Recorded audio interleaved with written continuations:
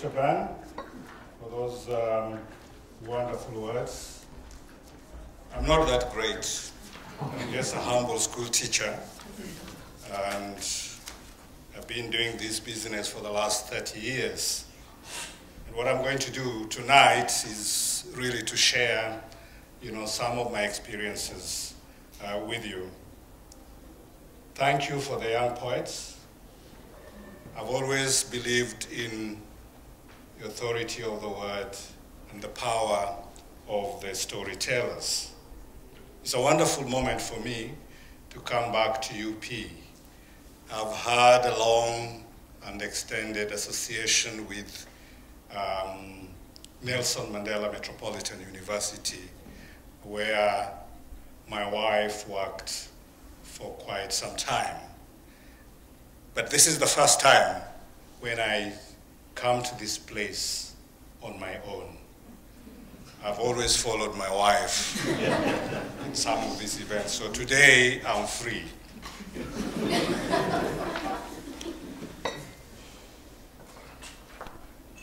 Thank you, ladies and gentlemen. As Achebe would say, to each according to his title.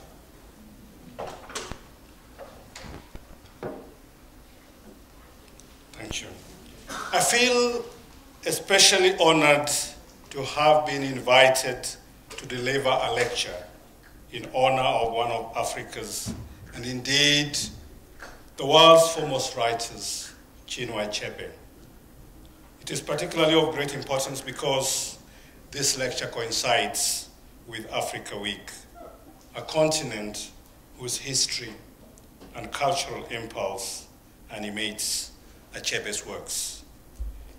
I'd like to congratulate the Center for the Advancement of Non-Racialism and Democracy here at Nelson Mandela Metropolitan University for this initiative and for the recognition of Achebe's undisputed role in the making of modern African literature. I was talking to Zin earlier on, and I told him that there's a sense in which this university has stolen the thunder, from a range of other universities in giving this in dedicating this special day and week to the works of Achebe. Having said that, I think it is a sad irony of life that Achebe lived his last days and died outside Africa, the continent that has been a major source of inspiration for most of his works. Since 1990, when a car accident outside Lagos left him paralyzed from waist down, he made Bard College campus in the USA what he insisted was his temporary home. He was unable to move back to Nigeria, not just because the country was, until recently, in the grip of a corrupt dictatorship, but also because the essentials of civil order, including a healthcare system that can tend to his needs, had all but collapsed.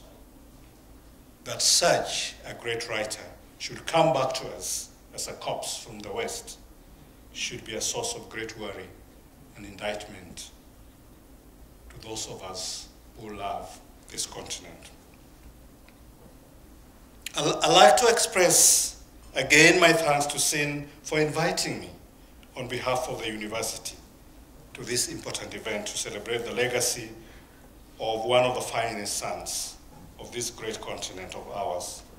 The invitation to deliver this lecture is an honor I appreciate all the more for what Achebe has meant for me personally as a scholar of African literature, but also for my generation whose love for African literature was singularly defined through an encounter, just like Savo, with Achebe's works.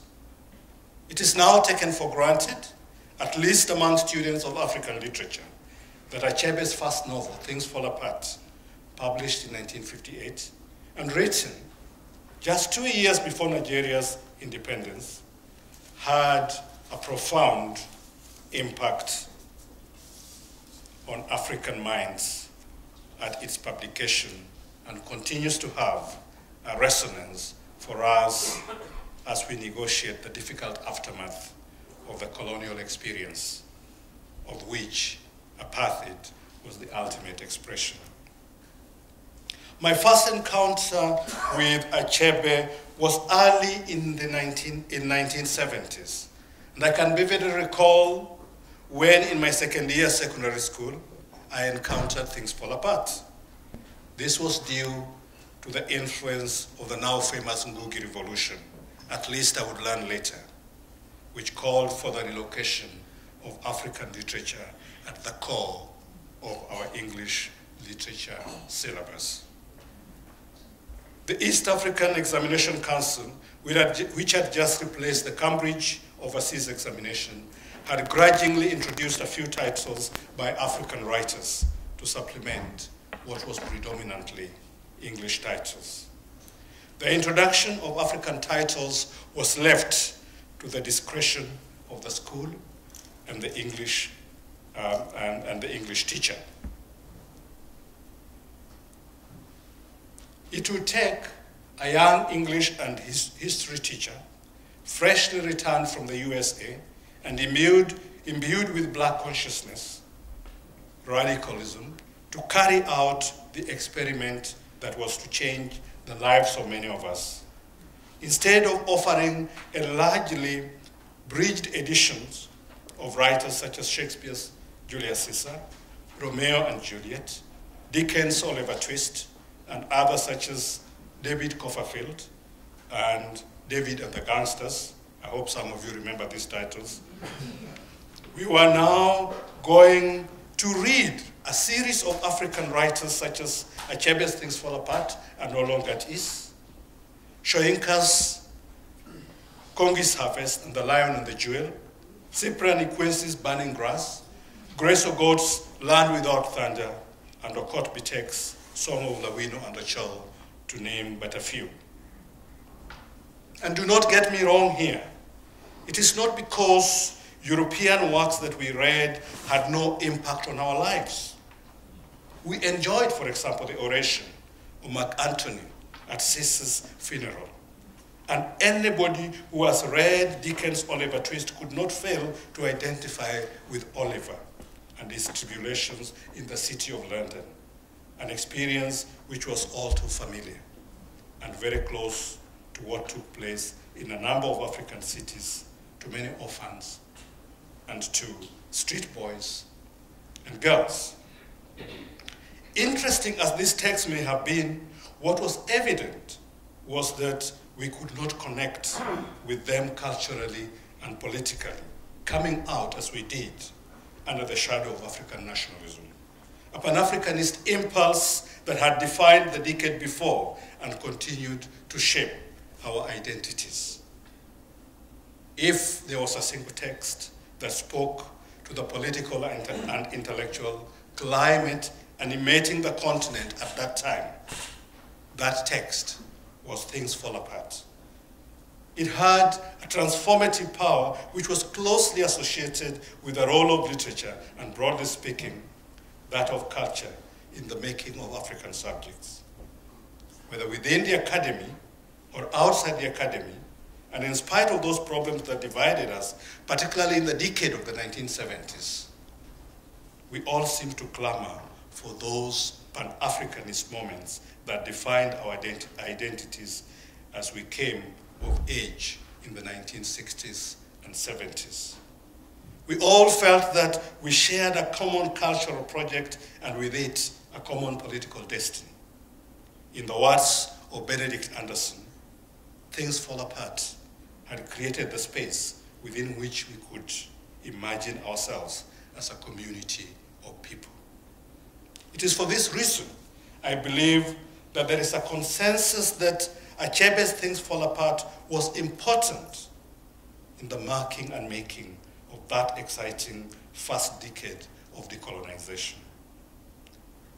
There also seems to be a consensus that the production of the novel, as well as its reading and rereading, and its circulation within the institutions of education, came to define who we were, where we were, and as Achebe himself would say, where the rain began to beat us. With this background in mind, I want to make what I know is hugely controversial, a hugely controversial claim, particularly here in South Africa and within the academy in general, that in fact, Achebe was the person who invented African literature. I say controversial because from the point of view of literary history, Achebe had important precursors on the African scene. And I have no doubt that reading the works of figures such as René Maran, Amos Tutuola, Paul Ozong, J.C. Jordan, and Saul Blackie, their significance in the foundation of an African tradition of letters cannot be overemphasized. And yet still, none of these writers, I repeat, none of these writers had the effect Achebe had on the establishment and reconfiguration of an African literary tradition. None of them were able to enter and disrupt the institutions of cultural production and education the same way he did. None were able to establish the terms by which African literature was produced, circulated, and interpreted. And I'm not just talking about the fact that Achebe was one of the first black editors of the Heinemann Writers series. Indeed, he did a lot in terms of promoting African literature, almost unbridled. One of my colleagues has written about one of the things that actually made it difficult for works of people like J.C. Jordan and the likes of Saul Blackie to find resonance outside there, that it was precisely because of the close editing, monitoring by the missionary publishing press. Achebe had made an important intervention in ensuring that African manuscripts that came to him were not messed around with in the same way that publishers, destroyed a number of African narratives. So the question that needs to be addressed in any tribute to Achebe is not why he was the person who invented modern African literature as an institutional practice, but what exactly accounted for the foundational and transformative character of his works. Why must things fall apart and not Saul Blackie's Moody or Amos Tutuola's The Palm Wine Drinkard occupy the bad central space of African literary history? Given the appeal he has had from different kinds of readers, the institutionalization of Achebe raises some important questions. What is it about his novels that enable them to play the unprecedented role as the mediators of the African experience and the depository of certain idea of Africa? Why is it that when the African culture is mentioned, Achebe's works almost immediately come to mind? Since this is a tribute to Achebe, I will try to answer these questions by making another extravagant claim. Achebe is the person who invented African culture as it is now circulated within institutions of interpretation. And again, I can hear rattling of theoretical counter-arguments and the marshalling of other equally powerful forces in the Pan-Africanist library. But I want to support my claim by making a pragmatic rather than a theoretical or historical argument. I want to insist that Achebe's intervention in the already existing colonial and Pan-Africanist libraries transformed the idea of Africa, and that his project has indeed valorized the idea of culture in the thinking of African worlds. The argument can be made that the valorization of culture as a medium of thinking about the African, was already underway when Achebe started writing his novels. After all, is there more profound valorization of culture than we find in Senghor's Negritude? And yet, it is possible to advance the argument that the valorization of culture in Senghor's work, and indeed the writing of the early Pan-Africanists, writers was so closely associated with European ideas, or sought to reconcile the African to the dominant European discourse about race and culture, that they could not seriously be invoked in radical gestures of dissociation from European ideas about Africa. I will not go as far as claiming that Achebe's work is not indebted to European ideas of Africa or to the culture of colonialism, because they carry powerful elements of this. But I think the claim can be made that his works have been read, or at least they render themselves to being read as counterpoints to the colonial library. I think it is important to pause here and point out those Pan-Africanist elites may, although, I beg your pardon, I think it's important to pause here and point out that those Pan-African elites may have celebrated the greatness of African cultures, but a reading of their source books will show their celebration of classical Africa was indeed a flight from what they saw as barbarism associated with tribal ways, or simply put, African customs and traditions. Read, for example, Peter Abraham's The Wreath for Dom, and you will understand, what I'm talking about. Indeed, up until 1950, the education of Africans was predicated on their relocation from darkness associated with the tribal to the light of colonial institutions. As Simon Gikandi has argued, and I quote, when African culture entered literary texts, it did so either as European idea of Africa or as a sign of luck. Things Fall Apart is as anxious as other texts from this period. At the same time, however, it seems to exist in the excess of this context. For a novel written within colonialism, it seems confident about its ability to represent its African background as it is of its power to manage colonial anxieties that generated it in the first place, end of quote. I would argue after Gikandi that this confidence is precisely what enabled Achebe to shift the idea of Africa from romance and nostalgia, from European primitivism and from a rhetoric of luck, historylessness, to affirmative culture and history. It is in this sense that Achebe can be said to have invented or reinvented the idea of African culture. Things Fall Apart's authority rested on its ability to demonstrate not only the truth of fiction, as Achebe would have it, but also the fiction of certain truths. For what passed for European truth was the representation of black people as cultureless, historyless savages, forever wallowing in the Conradian heart of darkness. Achebe left no one in doubt as to the earnestness of the novel's mission and the gravitas of its vision.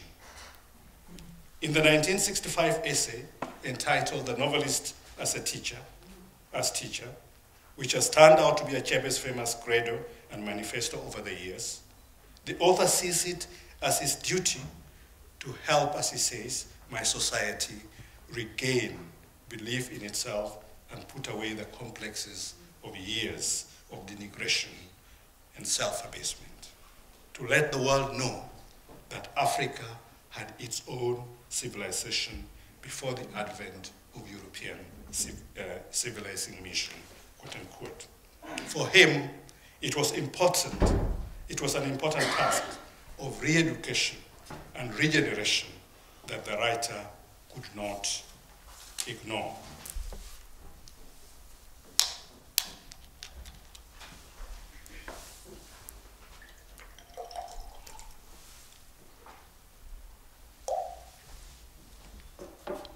From beginning to end, Things Fall Apart espouses this mission. As never seen before in any work of fiction, Achebe presents an African society in which human beings live in complex harmony with one another and the cosmic forces, and one in which law enhances the course of order, a confident, self-sufficient society with thriving arts and culture, a rich, vigorous language and oratory dexterity, and the science of being is painted in a manner almost akin to anthropological archiving. Achebe was no doubt responding to the adjacent knowledges from the West, such as anthropology, which had sought to reduce Africa to some orderless society, lacking any sophisticated systems of social cohesion and political thought, let alone a religious and judicial structure that all civilized societies have in common. But he was careful to point on the flaws of this society too.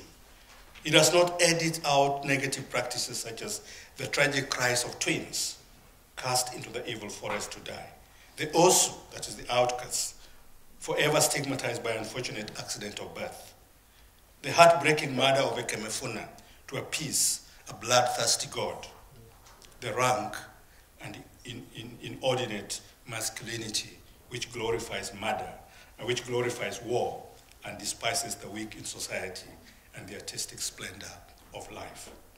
These, no doubt, are the internal factors that aided the falling apart of things, the cracks in the wall that enable the inversion of lizards, as J4 would have it.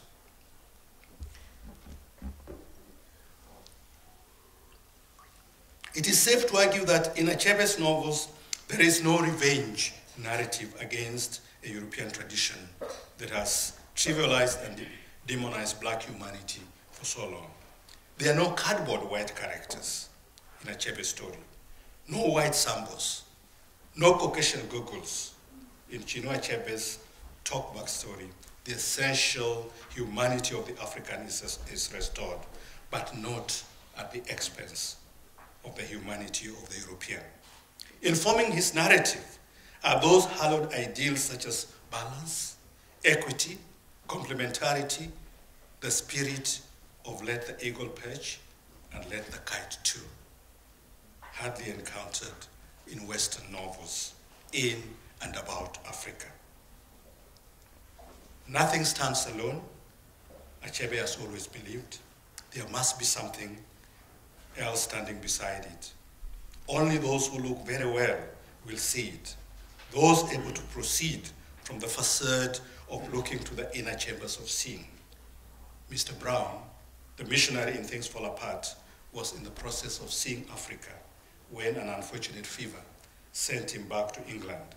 The likes of Mr. Smith, in the district commissioner, came to look and conquer, not see and understand. And yet, Achebe's contribution to Africa's literary historiography does not end here. I think he also appropriated and fashioned the English language way beyond our imagination. The most fascinating thing about Achebe's novels, especially Things Fall Apart, is not just their content and politics, but rather the manner and mode of their telling. For the foundational writers like Achebe, the challenges of having to write back to colonial narrative while reclaiming African agency in a foreign language was daunting. For how does Caliban talk back to Prospero in Prospero's own language without allowing the language to degenerate into a piteous pidgin babble or getting ossified into some stifled lingo? In what language must the empire write back in a context where indigenous languages are deliberately underdeveloped, or in a colonial language whose every syllable drips with the insult of empire?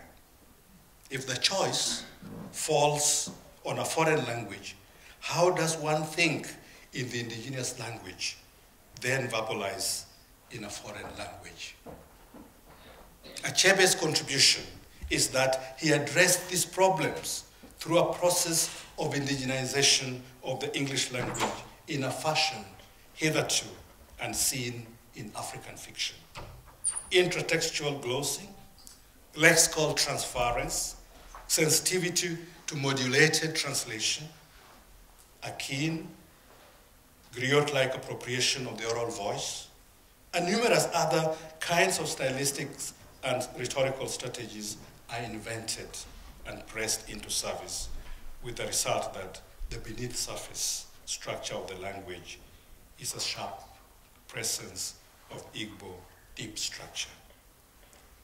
By this linguistic innovativeness and stylistic or rhetorical ingenuity, Achebe made good his declaration that the English language would be able to carry the weight of his African experience. But as he further acknowledged, it would be a different type of English, still in communion with its ancestral origins, but ingeniously adapted to suit its African environment. In moving from declaration to deed, from linguistic theorizing to literary practice, Achebe did not only forge a style for his novels, he ended up creating an abiding register for African writing in general.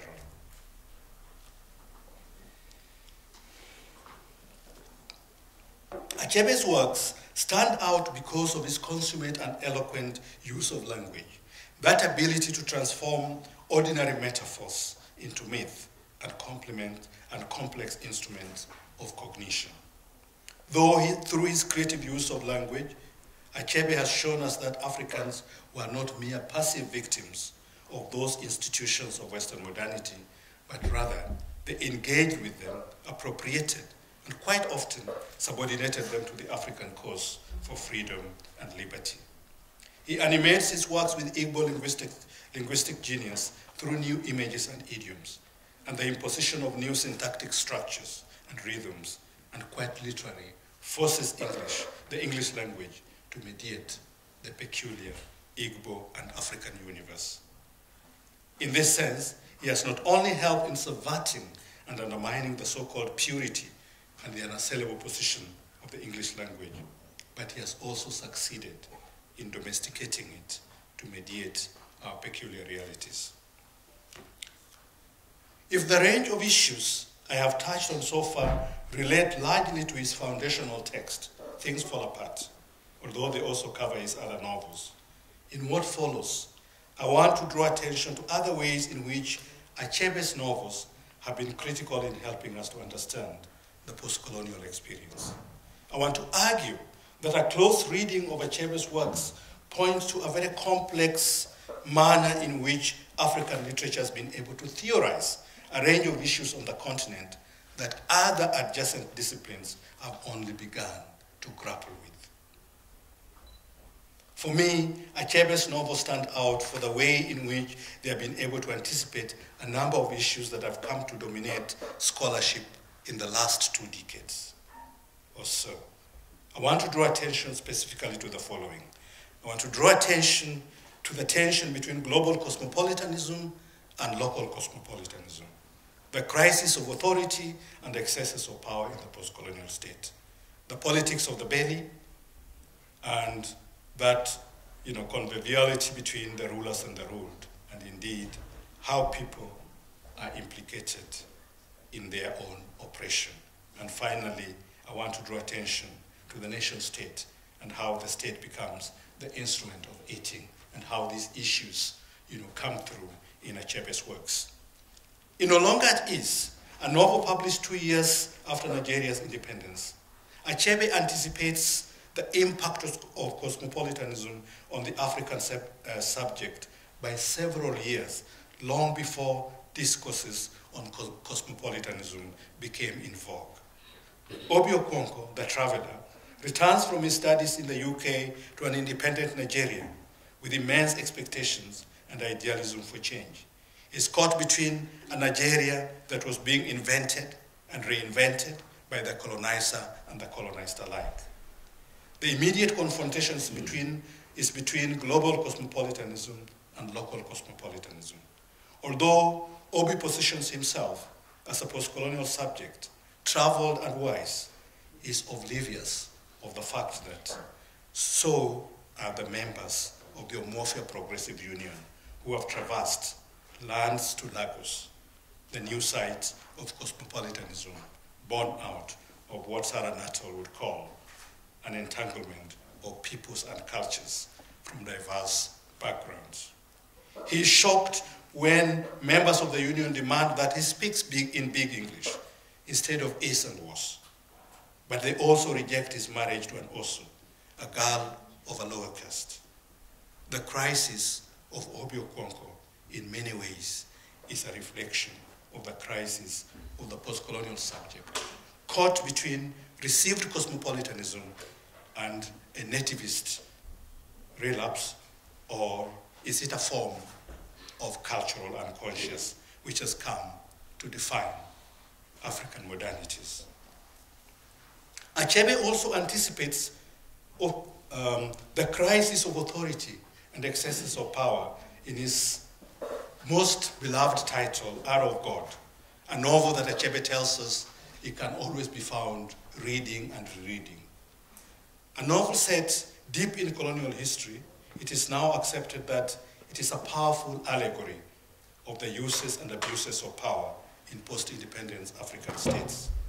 Tejumola Onalian has argued that what Achebe does in this novel is to trace the crisis of the post-colonial institutional structures to those foundational moments when the British, in attempting to create alternative power structures for their rule, decided to freeze all indigenous institutions. In every crucial field of life, the historian David Basilson writes, and I quote, "The British had frozen the indigenous institutions while at the same time robbed colonized people of every scope and freedom for self-development," end of quote. This arrest and devastation of the indigenous society's general capacity for self-directed evolution is the drama enacted in Hour of God, while the resulting wasteland that we see even now in many parts of Africa is the central focus of the later novel, A Man of the People, published in 1966. My point is that in the new dispensation, the colonial administration made paramount chiefs out of non-entities. Non-entities because they derived their authority solely from the colonial order and were thus not answerable to the people over whom they were chiefs. Despotism was born then, and needlessly to say, that was the result. James Ikedi, a character in Hour of God,